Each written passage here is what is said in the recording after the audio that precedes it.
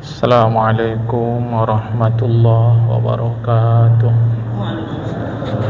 Alhamdulillahi rabbil alamin. Wassalatu wassalamu ala ashrafil anbiya'i wal mursalin, habibina wa maulana Muhammadin wa ala alihi wa sahbihi ajma'in. Man yahdillahu fala mudilla lahu wa man yudlil fala hadiya lahu. Qala al-musannif rahimahullahu ta'ala wa nafa'na bi ulumihi fid darain amin. Summa qala i'lam anna al-hukm al-aqliya yanhasiru fi salasati aqsamin. Ketahuilah olehmu hai talib pelajar. Kalau ditengok di kamus penuntut, kalau di dunia Islam talib itu artinya mahasiswa. Ketahuilah olehmu wahai pelajar bahwa hukum yang bangsa akal itu tersimpan, terbatas pada 3 bahagi. Jadi hukum akal itu 3 bahagi. Maknanya ini dapat difahami oleh orang berakal. Tak ada hubungan dengan agama. Apakah dia muslim atau tak muslim, kalau dia berakal mesti masuk jamaah. Sebab dia disebut hukum akal. Jadi walau dia tak muslim, asal dia menggunakan fikirannya dengan benar, pasti dia berterima penjelasan ini. Jadi ketahui olehmu hai talib bahawa hukum aqliyun, hukum yang bangsa akal itu tersimpan, terbagi, terbatas pada 3 bahagian. Titik. Sebab tadi ada ketahui. Apa pengetahuan? Bermula makna pengetahuan itu yaitu mendapati sesuatu dengan hakikatnya, dengan sebenarnya. Per definisi bahasa Arab, ma'rifatul ma'lumi ala ma huwa bihi. Mengetahui sesuatu sesuai dengan sebenarnya, itulah yang disebut dengan pengetahuan. Tinggal lagi nanti jamaah bidang pengetahuan itu. Bidang pengetahuan tafsir berbeda dari bidang pengetahuan tarikh. Bidang pengetahuan kimia berbeda dari bidang pengetahuan fisika. Fiqih berbeda daripada tauhid. Tauhid berbeda daripada akhlak. Kadang disebut tasawuf. Maka pengetahuan dalam fikih, ukuran dia tahu apa? Aturan-aturan yang ada di dalam fikih itu. Jadi pengetahuan itu mengetahui sesuatu, mendapati sesuatu sesuai dengan sebenarnya. Kata-kata hakikatnya itu sebenarnya jamaah, ya. Maka ketika kita melihat, katalah seruas rotan dimasukkan ke air, kita lihat dia patah. Rotan kita masuk ke air, kita lihat patah. Pertanyaan, betulkah rotan itu patah? Padahal yang sebenarnya rotan itu bagus saja jamaah. Itu nanti ada bahasan khususnya di dalam ilmu alam pula jamaah. Ya.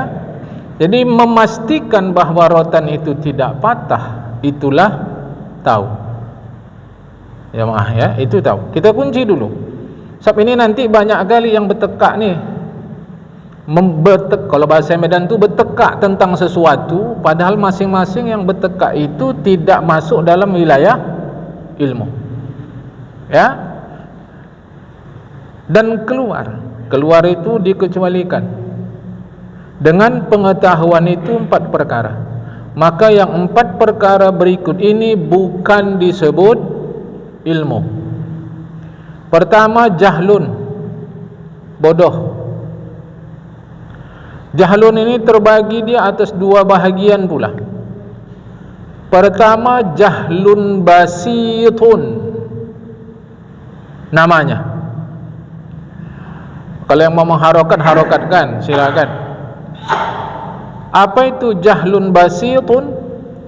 Orang yang tiada mengetahui sekali-sekali, sama sekali dia tak tahu. Itu namanya jahlun basitun. Dan orang selalu tidak mau dibilang bodoh. Mengapa? Karena memang bodoh itu buruk. Maka kita tak mau dibilang bodoh. Tapi kita mesti rendah hati karena kita tak tahu semua.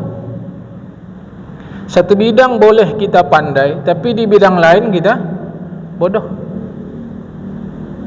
Bahawa bodoh tak suka kita betul, sebab dia itu buruk. Tetapi kita tak boleh tersinggung kalau kita dibilang bodoh. Karena boleh jadi kita ahli di satu bidang, tapi di bidang lain kita tak ahli, atau malah tak tahu. Tak tahu itulah bodoh. Jadi kalau orang tersinggung dibilang bodoh, berarti dia pandai. Nyatanya tidak juga. Jamaah ya.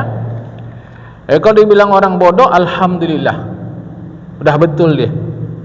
Justru kalau kita bodoh dibilang pandai, tersinggung. Pandai kali kau ya. Tersinggung kita jemaah. Mestinya. Tapi kita tak tersinggung, padahal kita tak tahu. Ya. Itu namanya jahlun basitun. Kedua, namanya jahlun murakkabun. Namanya apa itu? Orang yang baginya bersusun 2 bodoh. Sedangkan 1 bodoh dah hajab awak, ini 2. Jadi murakkab itu maknanya campuran, susunan, jamaah. Maka kalau kita ngaji usuluddin ni dulu, guru-guru bilang bodoh bersusun, kata dia jamaah ya. Anak belakangan tak paham bersusun, bodoh kuadrat. Ya. Manalah 2 bodoh yang menjadi satu pada diri dia?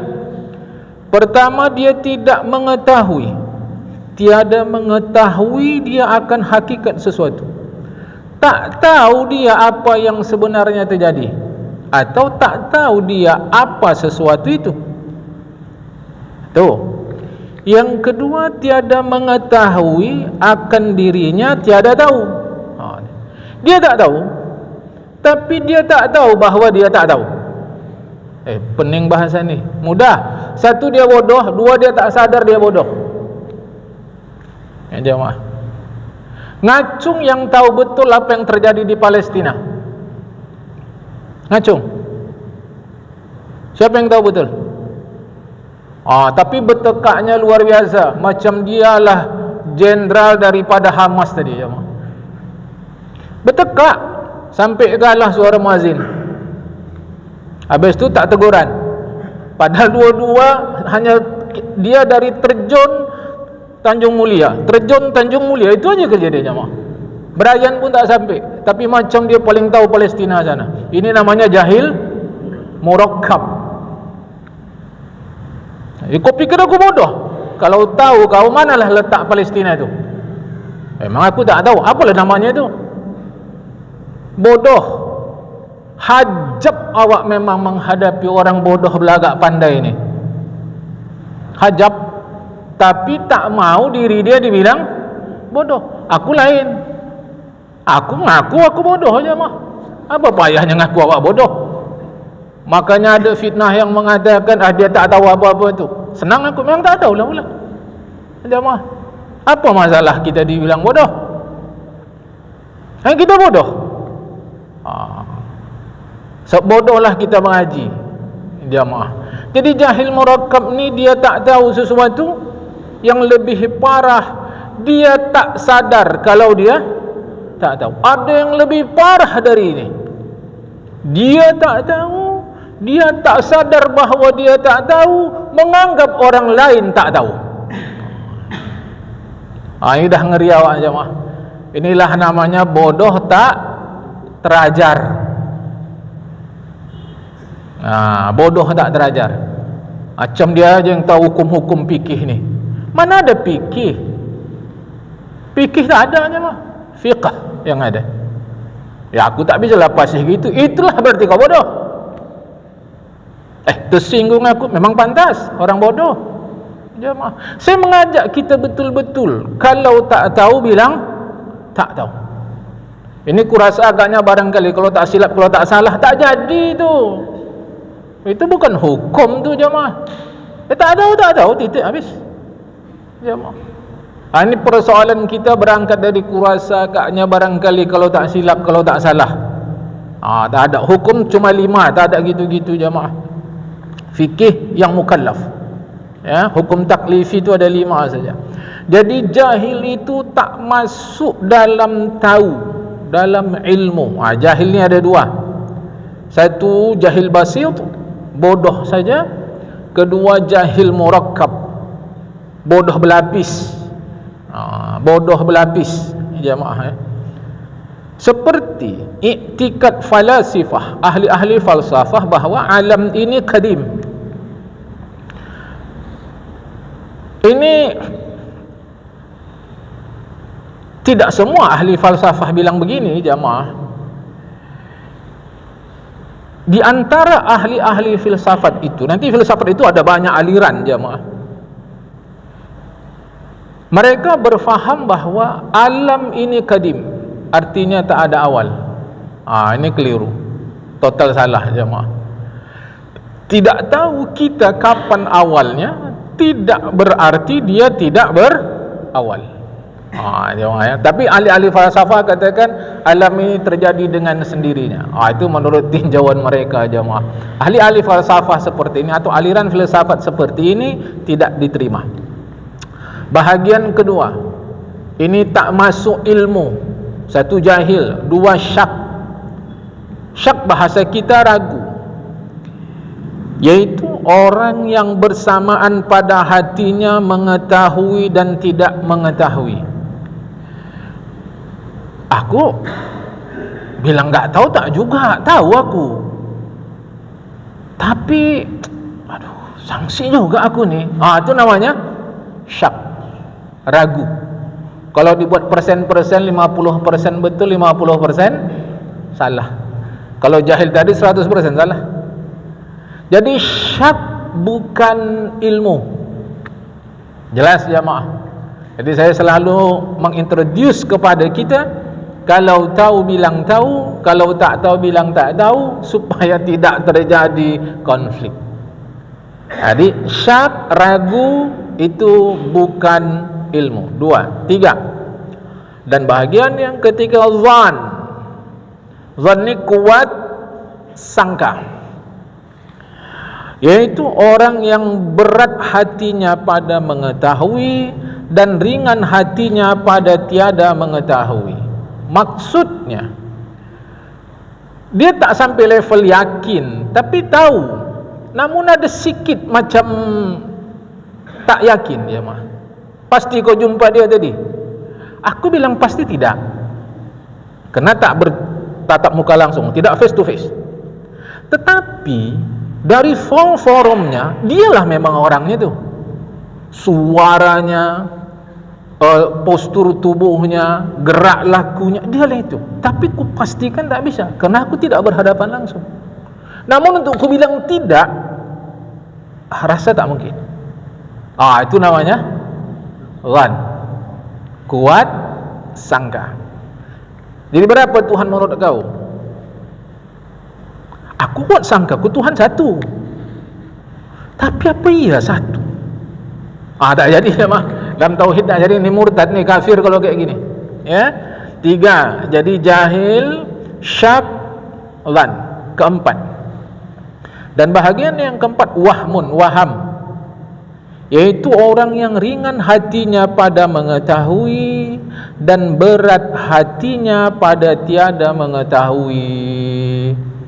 Kalau bahasa kita ni tahu sikit-sikit, terusnya tahu sikit-sikit, itu namanya waham. Jumpa kau sama dia tadi, tak pasti jugalah, tak tahu jugalah, macam-macam jumpa, macam tidak pun aku tadi. Itu namanya waham, wahmun. Kalau diterjemahkan bahasa kita, perkiraan. Keempat-empat ini, waham, jahil, waham, syak, dhan, bukan ilmu. Jamaah, ya. Maka orang yang empat bahagian ini tiada bagi mereka iman. Iman tak boleh waham, jahil tak boleh, dah pasti. Jahil, waham, syak, dhan tak boleh. Iman itu mesti sampai pada peringkat ilmu. Ilmu sama dengan yakin, jamaah. Maka mereka itu dalam level iman kufar, tidak masuk dalam Islam, jamaah. Bahawa kita yakin ada malaikat, ya, itu tak boleh tolak, jamaah, tak boleh tolak. Macam mana bentuk malaikat? Kita tak tahu. Jangan ngarang, jamaah. Bahawa malaikat bersayap, ya, Al-Quran sebut begitu. Macam mana rupa sayap malaikat? Itu sudah di luar. Karena itu masalah gaib, Rasulullah tak pernah kabarkan, jamaah. Maka kalau kita kurasa ada malaikat nih, hati-hati nih, jamaah, murtad. Tak boleh begitu. Karena memang sudah tepat dia diaturkan di dalam Al-Quran, di dalam Al-Hadis. Ulama lantas buat sistematikanya. Satu di antara iman yang 6 itu adalah beriman kepada malaikat, beriman kepada hari kiamat, beriman hancur alam. Apakah yang dimaksud hancur alam ini? Seluruh alam hancur, atau hanya alam yang terbatas? Itu lain hal. Tapi yang pasti wajib beriman adanya kiamat. Jemaah, kan? Tak boleh ragu. Baik. Adapun orang taklid, ikut-ikutan dalam ilmu tauhid. Taklid itu artinya ikut-ikutan.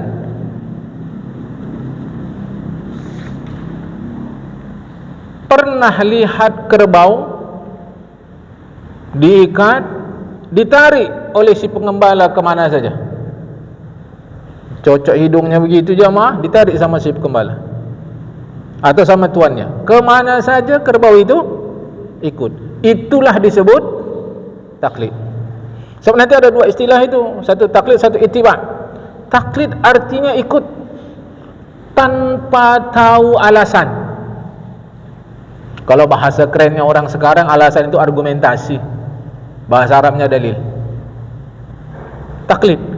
Nah, orang yang taklid dalam ilmu tauhid, menurut kau berapa Tuhan? Kata guru saya satu. Ada. Kata gurunya satu.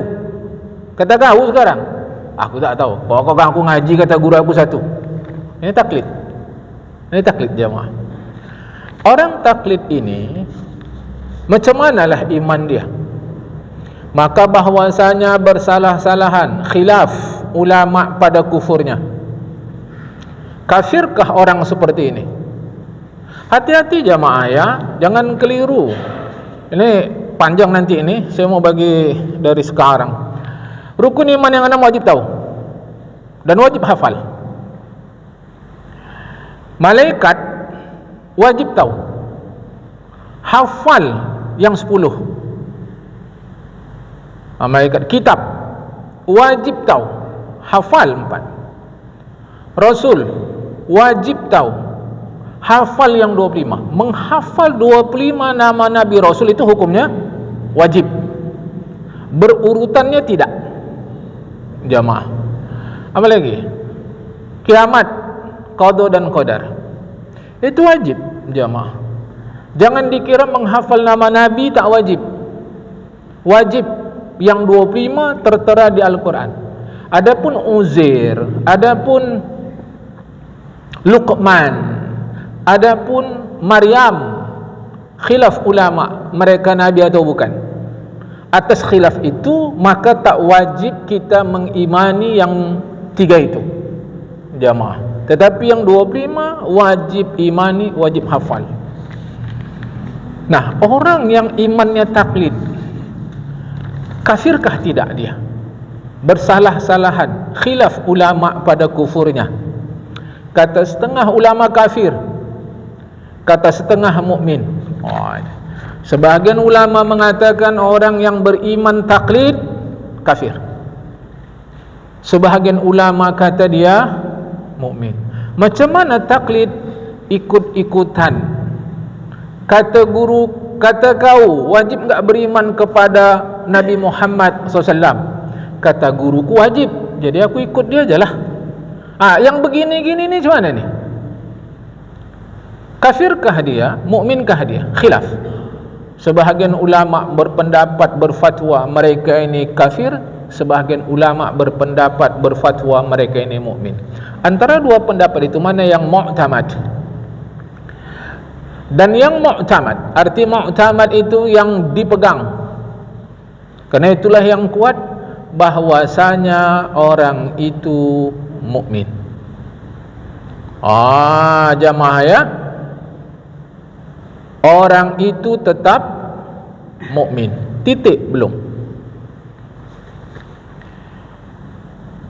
Wajib enggak kita beriman kepada Nabi Ibrahim, yang kalau dalam bahasa barat disebut Abraham? Kata guruku wajib. Macam mana iman dia model begini ini? Apakah dia kafir, apakah dia mukmin? Khilaf. Sebagian ulama kata dia kafir, sebagian ulama kata dia mukmin. Tetapi yang mu'tamad, yang paling kuat, yang menjadi pegangan, yang disandarkan kita kepada pendapat itu, yang menjadi sandaran kita, orang ini mukmin. Titik, belum. Jika belajar iya, dan kuasa sanggup pada mendirikan dalil argumentasi, maka yaitu asi, durhaka. Orang ini andai kata dia belajar, sanggupnya dia untuk meyakini bahwa Nabi Ibrahim itu Nabi. Jadi tidak lagi dia pakai kalimat kata guruku. Kalau dia belajar, jamaah, sanggup dia dan mampu dia mendirikan dalil, tapi dia tak mau belajar, apalagi mengemukakan dalil. Dia mukmin tapi asi. Apa asi? Durhaka, berdosa dia, jamaah. Nah, hati-hati ya. Dia bisa belajar. Kalau dia belajar, dia sanggup, dia pandai, otaknya jalan, dan dia dapat mengemukakan dalil walau secara umum, tapi dia tak belajar, maka dia berdosa. Hati-hati, jamaah ya. Apa dalil umumnya? Yakin enggak kau ada Tuhan? Yakin. Kata guruku ada. Dah, sampai situ aja dia. Mukminkah dia, kafirkah dia? Khilaf. Pendapat yang mu'tamad kata dia mukmin. Tetapi andai orang ini dia sanggup belajar dan diajari, sanggup dia mengemukakan dalil, tapi dia tak mau belajar, maka dia mukmin asi. Apa asi? Berdosa. Sembahyangnya dapat pahala, tapi dia tak belajarnya sampai sanggup dia mengemukakan dalil, dia senantiasa berdosa. Berapa lama? Selama dia tidak belajar. Sehari 24 jam, 24 jam dia berdosa. Sejumat 7 hari, sejumat dia berdosa. Sebulan 28, 29, 30, 31 hari, 28, 29 hari dia berdosa. Setahun 12 bulan, 12 bulan dia berdosa. Kenapa? Dia sanggup belajar dan otaknya bisa. Sekurang-kurang dalil. Ini secara umum ni jemaah, tidak dalil tafsili, dalil secara terperinci. Dalil ijmali secara umum adalah alam ini. Yakin tak kau ada Tuhan? Yakin. Apa dalilnya? Alam ni tak mungkin alam ni terjadi dengan sendirinya. Yakin tak kau Tuhan berkuasa? Yakin. Apa dalilnya? Alam ni tak akan mungkin yang menciptakan yang lemah. Itu cukup. Sanggup tak kita sampai peringkat itu? Kalau sanggup dan kita tak belajar, maka sepanjang kita tidak belajar itu hukumnya asi, berdosa. Oke jamaah ya. Dan jika dia belajar juga dia, tapi lemah daripada mendirikan dalil, memang dasar kemampuan pikirannya lemah, tak sanggup jamaah, tak sanggup dia. Sehingga kalau dikatakan yakin kau ada Allah, yakin. Apa dalilnya? Tak tahulah aku dalil-dalil lah, mending kepala aku tu kata. Misal kata begitu, memang kemampuannya bukan kemauannya. Kemampuannya jemaah tak sanggup. Ini ada yang mampu tapi tak mau. Dia bukan tak mau, tak mampu jemaah. Karena ada orang model begitu, memang tak sanggup. Saya rasa kalau kita sanggup ni kan, dia memang tak mampu sehingga dia tak bisa mengumumkan dalil. Dan dia belajar bukan tak belajar, tapi tak sanggup. Yakin kau ada Allah? Yakin. Kata guruku begitu. Berdosakah dia? Maka yaitu tiada asi, tiada berdosa. Di kitab kalau kurang kata-kata tiada, tambahkan jamaah. Ya, jangan nanti salah-salah membaca, salah-salah memahami. Di kitab tu di halaman 4 baris ketiga dari atas tengah itu, kalau tidak ada kata-kata tiada, tambahkan. Itu namanya khata' fi tiba'ah, salah cetak jemaah. Tapi kalau kitab kita yang memang sudah ada kata-kata tiada kian, sudah tak ada masalah. Dapat faham sampai sini jemaah? Jadi orang itu wajib belajar. Tentu dalil yang dimaksud adalah dalil secara umum, bukan satu persatu. Satu persatu dalil itu nanti fardu kifayah. Apa sekurang-kurang dalil? Alam. Yakinkah kau Allah Maha Kuasa? Yakin. Apa dalilnya? Alam. Yakinkah kau Allah Maha Tahu? Yakin. Apa dalilnya? Alam. Adanya alam ini menunjukkan Allah Maha Tahu, Maha Kuasa, Maha Berkehendak. Kek mana tu? Kalau dah sampai kek aku tak tahu lagi. Dia sanggup dan dia belajar jamaah. Dia sanggup dan dia belajar, tak ada masalah. Dia sanggup tapi dia tak belajar, durhakalah dia. Dia tak sanggup, sudah belajar juga, tak sampai pikiran dia ke sana jamaah. Aku usah cerita dalil-dalil lah, pening kepala aku. Tapi kalau kau bawa aku entah wirid, ngerti aku kata. Entah kenduri, ngerti aku. Tapi udah cerita dalil, tak ngerti aku. Tak yakin ke Allah itu Tuhan? Itu yakinlah pula. Tak bisa digeser-geser lagi itu. Dia tiada asi, tiada durhaka. Sekarang pulang pada kita. Sanggupkah kita mengemukakan dalil itu secara umum?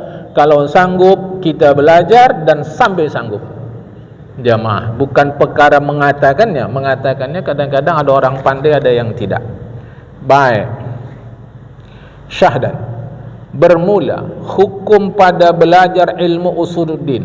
Kadang usuluddin itu artinya pokok agama. Kadang disebut ilmu kalam, kadang disebut ilmu tauhid.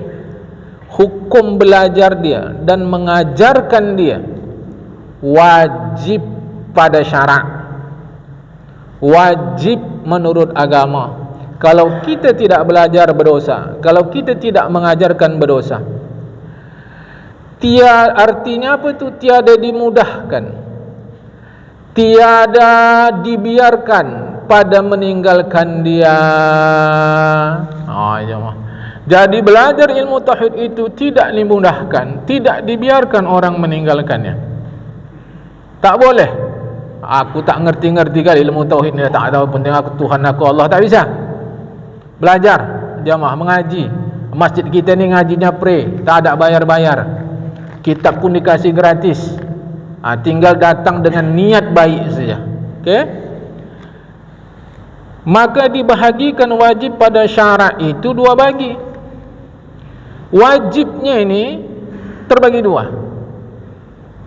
Wajibkah belajar ilmu usulin? Wajib. Wajibnya terbagi dua. Satu, yang pertama, wajibun ainiyun. Wajib aini. Bahasa kita yang lebih akrab, fardu ain. Fardu, wajib, sama tu jamaah. Ya, dalam bahasa Arab sama, fardu, wajib. Fardu ain pada belajar dan mengajar. Bermula makna wajib aini itu, makna fardu ain itu, yaitu barang yang, pelajaran yang mengeluarkan mukallaf ni kita, daripada taklid, ikut-ikutan, kepada tahqiq, yakin. Fardu ain dalam ilmu tauhid membuat kita dari taklid, ikut-ikutan, menjadi tahqiq, pasti. Jamaah. Sehingga kalau kita dilepas, tak ada kalimat kata guruku, tak ada, jamaah. Persis seperti Bilal. Ketika ditindih dia sama batu, ahad, ahad, ahad, tak ditanyanya Rasulullah. Jamaah, sendiri yakin saja. Macam kita ni yakin. Jadi kalaulah dia berpindah dari taklid, ikut-ikutan, ke tahqiq. Tahqiq itu pasti, itu fardu ain. Memindahkan itu fardu ain, jemaah. Dan sekurang-kurangnya mengetahui akan tiap-tiap akidah, akan tiap-tiap keyakinan dengan dalil, jikalau dalil itu pada perhimpunan sekalipun. Perhimpunan itu global. Sebab nanti jemaah ada 50 simpulan keyakinan. 41 ada pada kalimat la ilaha illallah, 9 ada pada kalimat Muhammadur Rasulullah. Nah, itu semua menghajatkan dalil secara umum. Secara umum, saya kalau halus-halus tak sangguplah. Aku tahu dalil, tapi secara umum saya sanggup. Cukup. Itulah fardu ain bagi dia. Jangan bilang aku tak tahu. Hati-hati jemaah. Jangan bilang. Kita bisa tahu. Tadi balik ke pangkal. Apakah kita sanggup tahu atau tidak? Buktikan dengan belajar. Setelah belajar ternyata sanggup tahu, maka dia mukmin sejati. Setelah belajar dia tak tahu, memang tak sanggup. Tak sanggup dia memang, maka dia tidak berdosa. Tapi kalau dia tak belajar, dia berdosa. Dia pun belajar. Tahulah dia dalil secara umum akidah yang 50 tadi itu. Berarti keluarlah dia dari taklid kepada tahqiq, dari ikut-ikutan kepada pasti. Itu namanya fardu ain. Yang kedua, wajibu kifayatin, wajib bersama, yaitu ini wajib bersama ni gini dulu jemaah. Bila ada sebahagian yang sudah tahu, maka yang lain tak dituntut untuk cari tahu. Bila sebahagian sudah tahu, yang lain tidak dituntut mencari tahu. Itu namanya fardu kifayah. Dan makin ke belakang ni makin penting, yaitu barang yang kuasa pada. Apa fardu kifayah yang wajib ada pada seorang mukmin dalam kaitan dengan tauhid? Yaitu kuasa, sanggup dia pada mentahqiqkan masalah, memastikan masalah, jemaah, dan mendirikan dalilnya. Sanggup dia mengemukakan dalil dan kuasa menolakkan syubhat, samar dalam tauhid jika didatangkan orang. Jadi yang menjadi fardu kifayah, jika didatangkan orang masalah, satu, sanggup dia mentahqiqkan, memastikan masalah itu. Kedua, sanggup dia mengemukakan argumentasi. Ketiga, sanggup dia menolakkan samar-samar yang dimasukkan ke dalam agama. Ini fardu kifayah. Jemaah, ini enggak bisa tidak mesti ngerti bahasa Arab. Oh, saya kitab-kitab tauhid tu dah ngerti saya semua tu, kata. Oh, okey. Kata tak ada masalah. Jemaah, tak ada masalah. Dia sudah mengerti kata dia semua. Tetapi dia mengerti itu hanya sebatas kitab Melayu. Okeylah, kalau itu pun sudah bisa dia okey. Maka untuk paham itu semua, walau pakai kitab Melayu saja, itu hukumnya fardu kifayah. Ada cukup banyak dalam agama ini yang menjadi fardu kifayah, jemaah. Pernah dengar hadis umatku terpecah jadi 73 golongan. Satu yang selamat.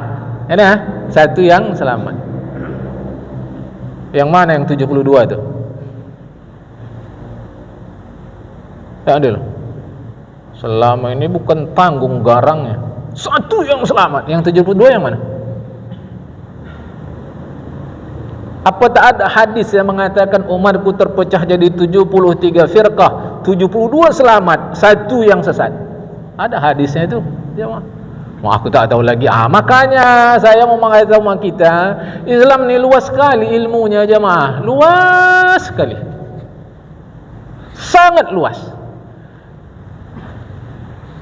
Ada kitab yang hanya memuat nama-nama ulama perempuan, jemaah. Di dalam itu termuat 8,000 lebih nama-nama ulama perempuan.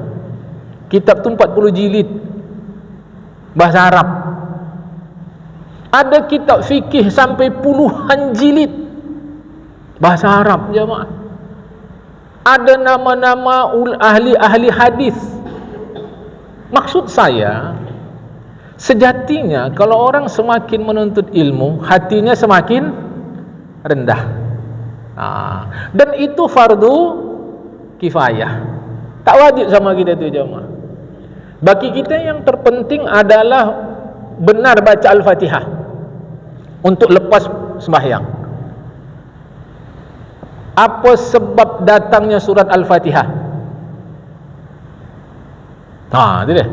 Itu sudah fardu kifayah, jemaah. Tidak lagi fardu ain. Ini pun sama. Fardu kifayah itu adalah satu, untuk memastikan masalah. Kedua, mendirikan, menegakkan, membangun dalil argumentasi. Ketiga, sanggup menolak syubhat, kesamaran yang disusupkan ke dalam agama, jamaah. Dimasukkan orang, disamarkan orang, kita sanggup menolak. Untuk tiga ini fardu kifayah, bukan fardu ain, jamaah. Okey? Sebelum diteruskan ada hal? Dah? Isya pukul berapa insya-Allah? 30. 5 menit lagi. Baik. Kalau ada hal majukan ya jamaah. Jadi hukum belajar ilmu tauhid ini adalah fardu ain jika begini, fardu kifayah jika begini. Fardu ain untuk keluar dari taklid kepada tahqiqat. Fardu kifayah untuk yang tiga tadi. Pertanyaan, apa hukum? Apa hukum? Ini kita mau ngaji ilmu jamaah, jangan kurasa agaknya barangkali. Hukum tu apa? Bermula makna hukum, yaitu mensabitkan, menetapkan sesuatu. Itu kalau dalam terjemahan dipakai pekerjaan, jangan terbayang pekerjaan, selalu saja itu disebut perkara. Kalau di dalam kita mengaji Arab tu ilhaqu amrin bi amrin, ilhaqu amrin bi amrin isbatan au nafyan.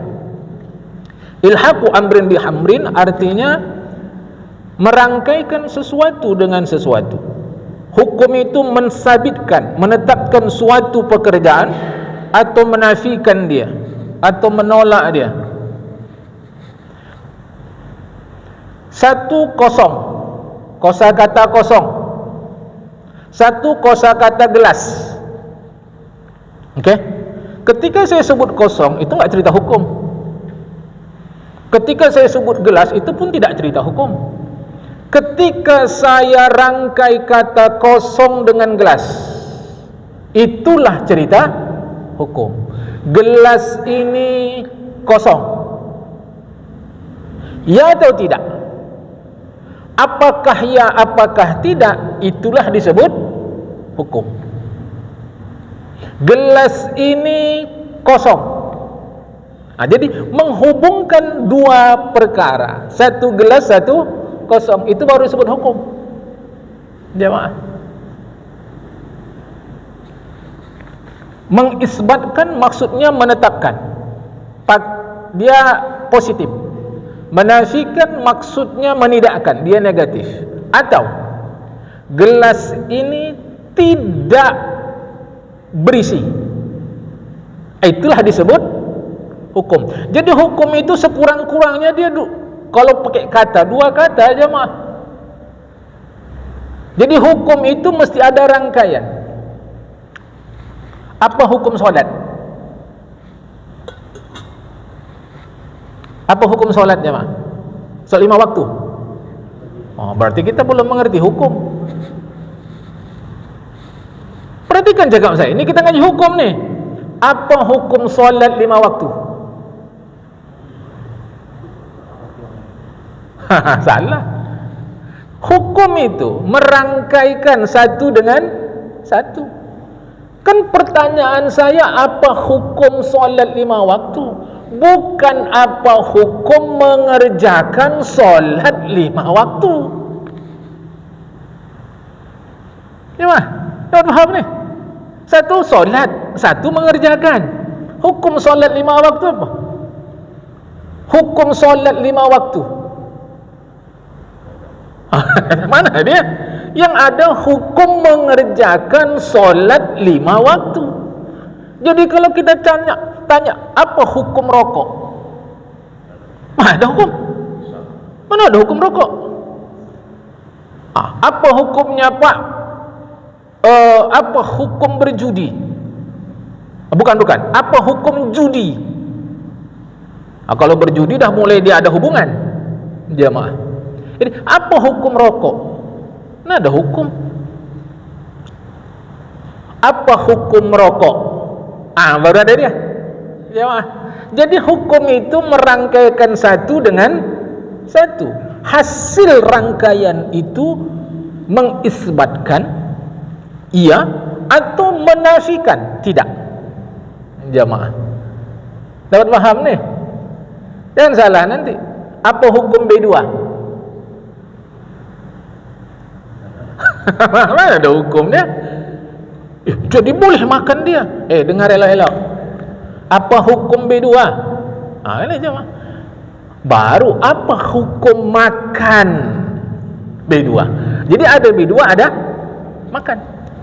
Jadi hukum itu dia masih rangkaian. Kadang-kadang kita bertekak-tekak nih, sebetulnya yang bertekak pun sama-sama tak ngerti. Jemaah. Ya. Ya. Sebagian awam ya menyatakan ya apa hukum sholat. Sebagian umum ini wajib kan gitu Ustaz. Awam ini tidak tahu merangkaikan, melaksanakan atau mengerjakan tadi. Kalau kita mengambil iktibar seperti itu Ustaz, apakah boleh? Kalau kita mau jadi orang awam aja pula. Jadi kalau macam nonton bola, tribun terbuka lah itu. Panas kena panas, hujan kena hujan. Sedangkan kita bisa sebetulnya masuk VVIP. Kalau nonton bola, kita kan ada VVIP itu. VVIP itu masuknya disambut, jalan di atas karpet merah, duduk ber-AC, makanannya ada pelayan, ada kusuk semua. Nampak kita macam mana pemain itu menendang. Ini kalau di tribun terbuka. Itu pertanyaan saya. Maukah kita hanya berada di tribun terbuka yang keluar masuknya desak-desaan? Saya tak salahkan orang awam, tidak. Maka mengaji kita ini untuk menaikkan kelas. Memanglah satu pesawat, tapi dia kelas ekonomi, awak kelas bisnis, layanannya lain, mauan mana?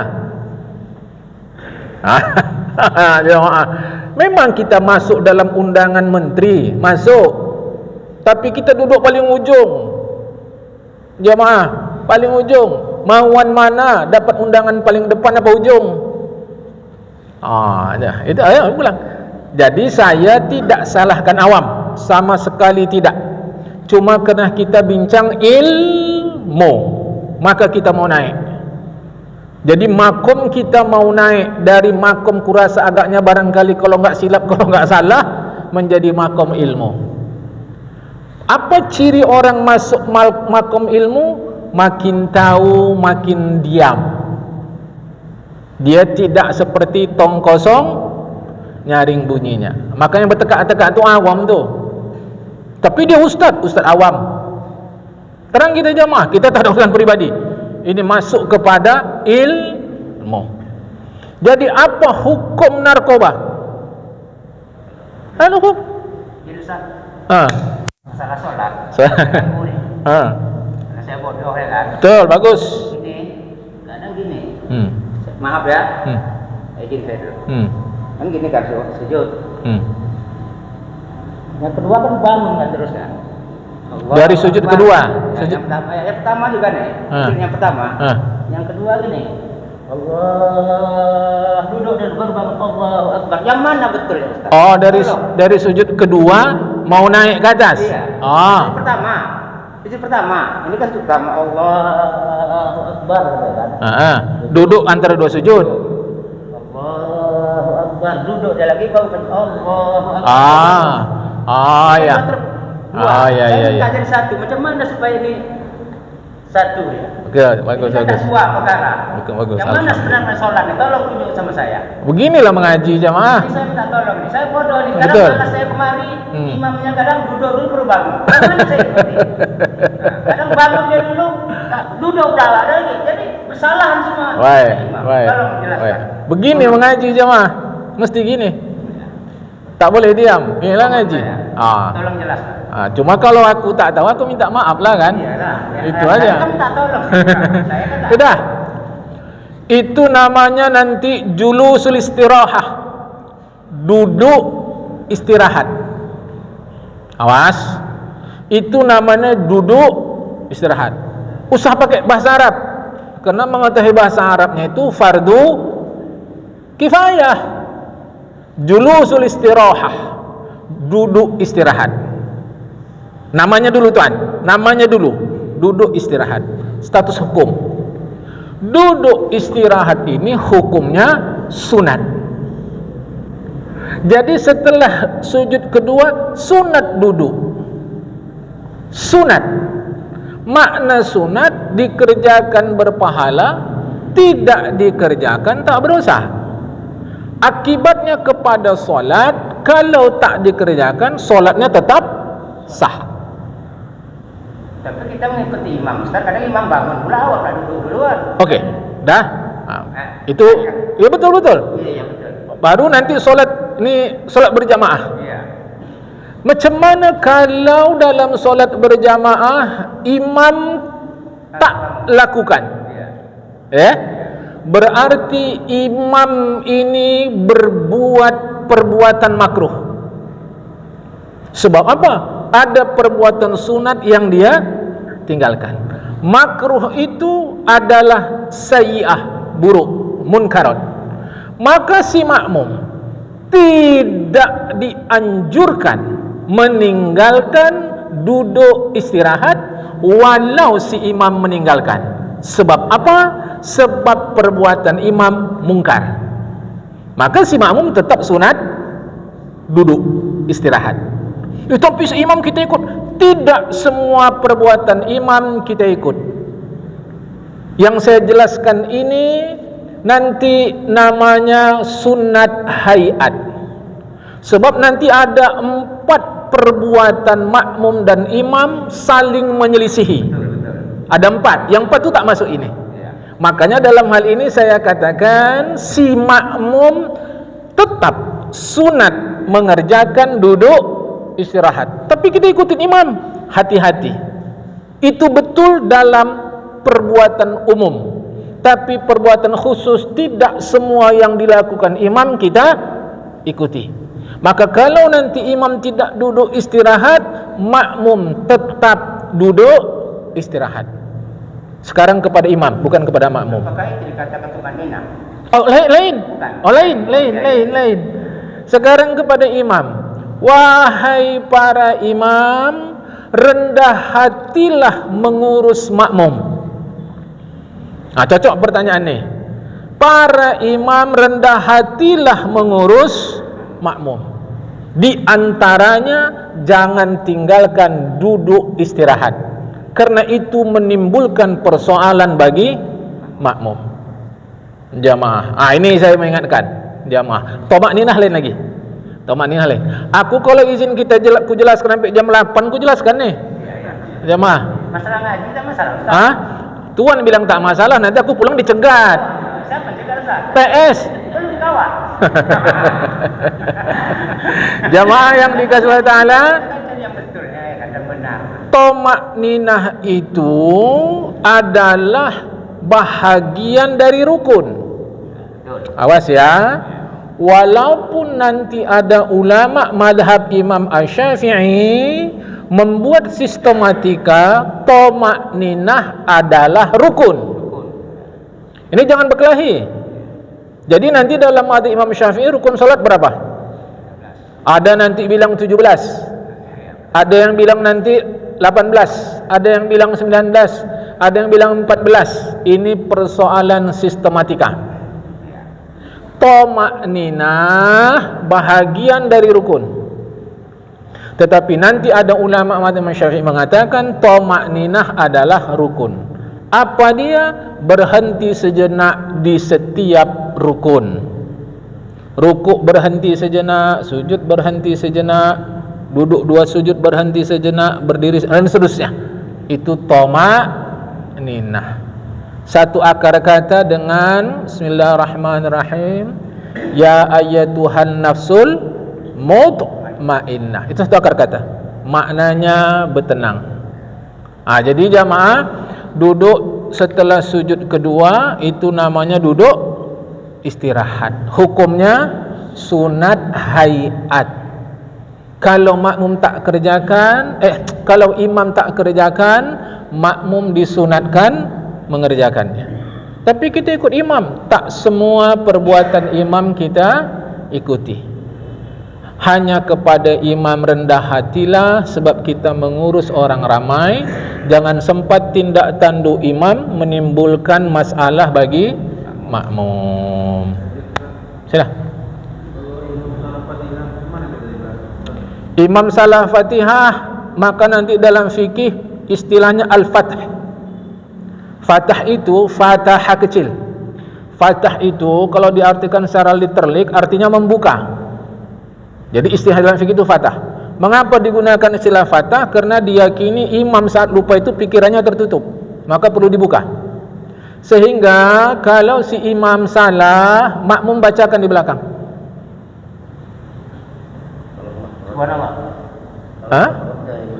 Makhraj salah. Iya. Menurut kita lah pula salah.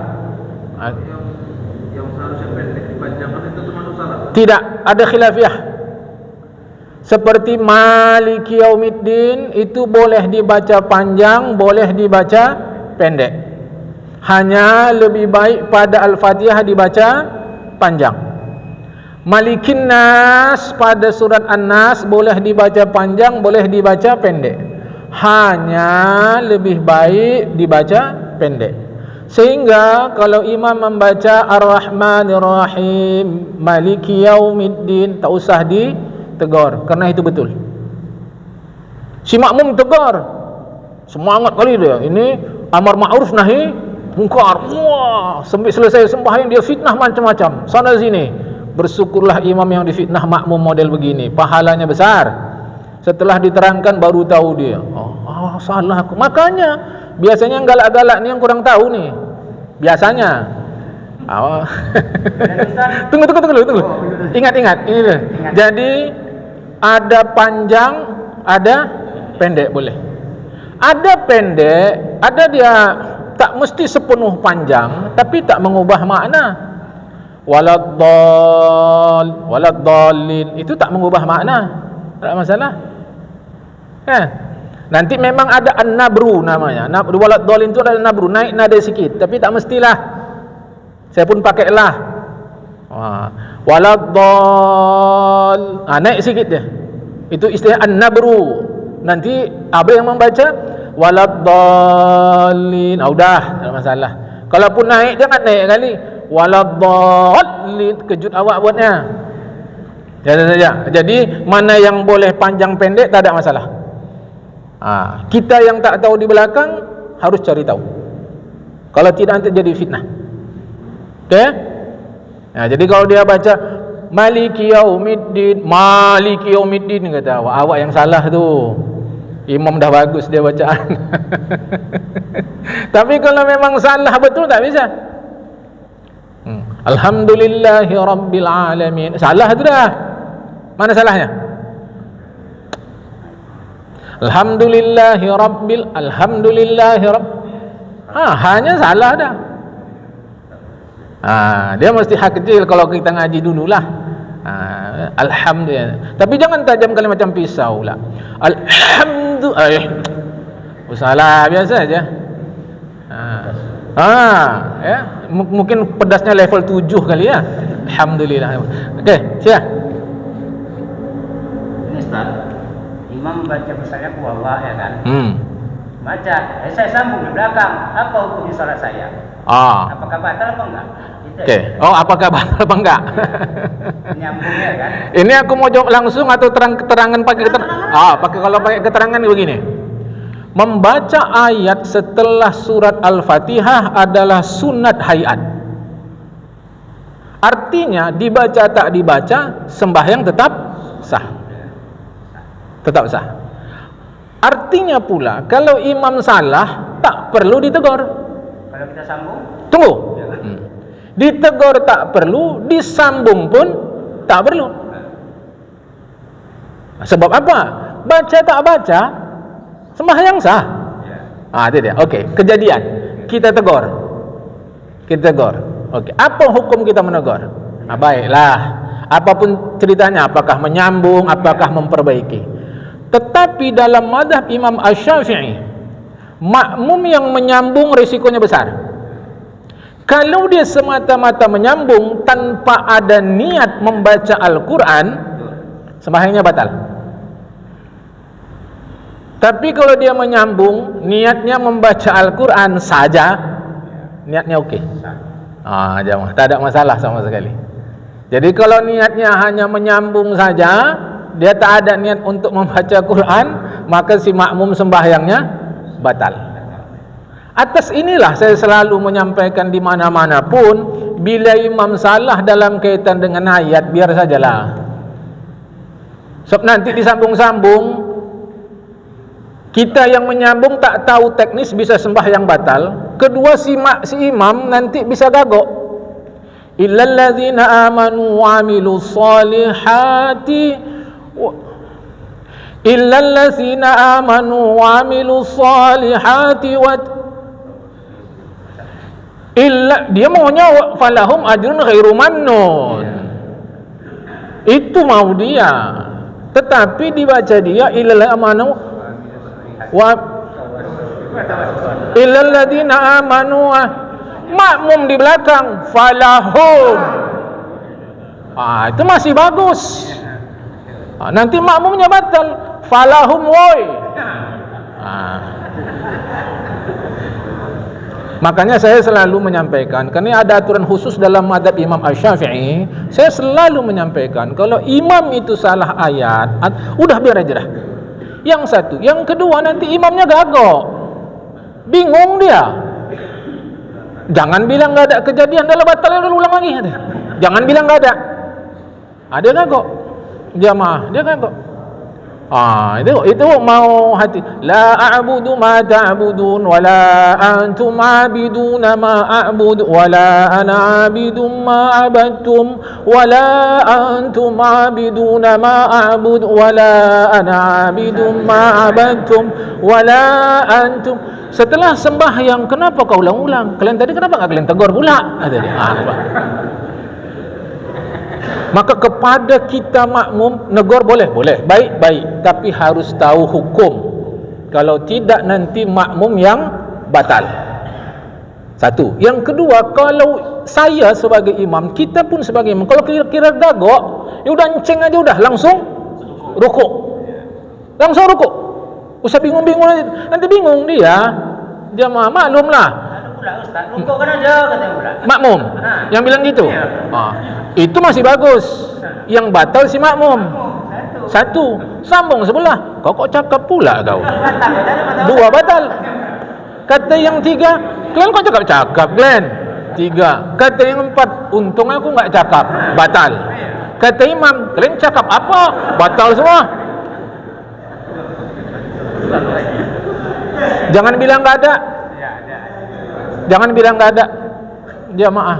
Ini makanya saya untuk hal-hal yang prinsip itu selalu saya sampaikan. Yang penting asal Al-Fatihahnya betul, selesai. Ternyata ayatnya salah, ya udahlah.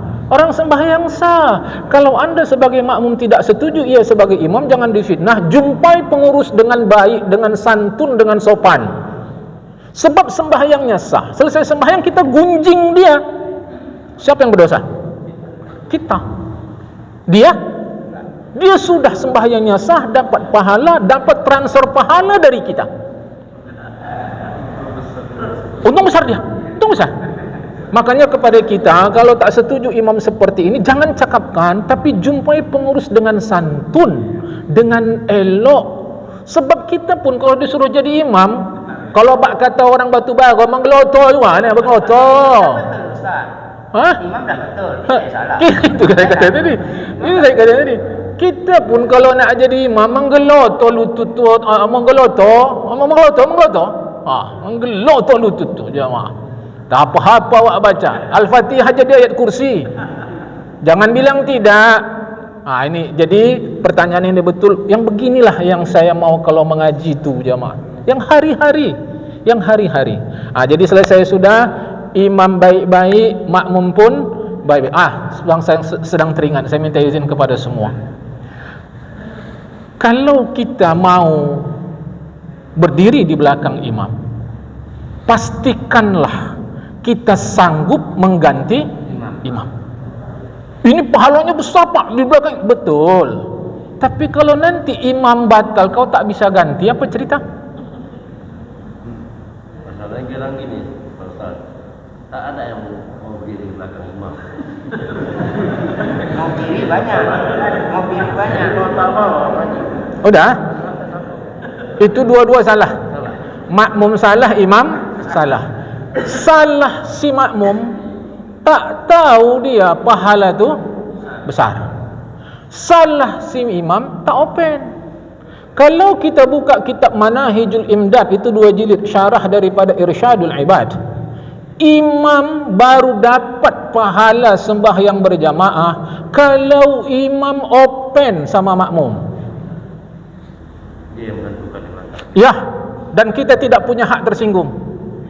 Makmum baru dapat pahala sembahyang berjamaah bila makmum open terhadap sembahyang berjamaah.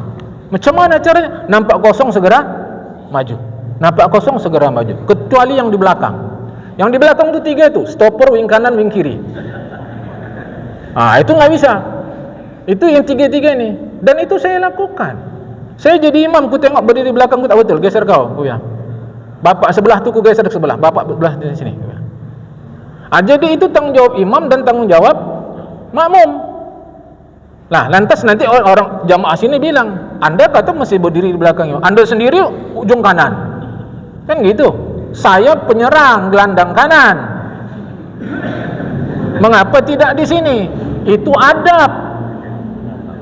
tamu harus tahu diri.